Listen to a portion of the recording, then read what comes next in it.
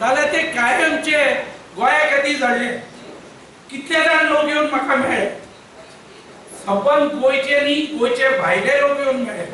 प्रत्येकाचे एकूच मत आशिल्लें की अडेज वर्सां ते रक्षा मंत्री म्हणून आशिल्ले, पण तांणी जे काम करून दाखयलां थंय ते हांव आयज सांगूंक शकना ह्या परिस्थितींत, पण ते म्हणजे हेड्स ऑफ टू हिम।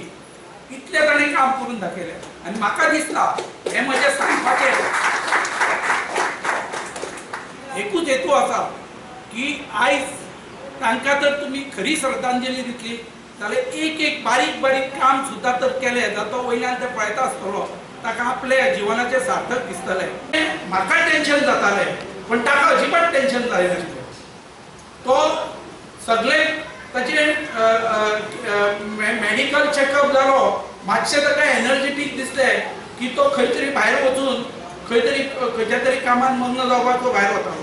ताणें एवरी डे तुमकां सांगल्यार अजाप दिसतलें ताची खंयचीच फायल ताणें पेंडींग दवरली ना।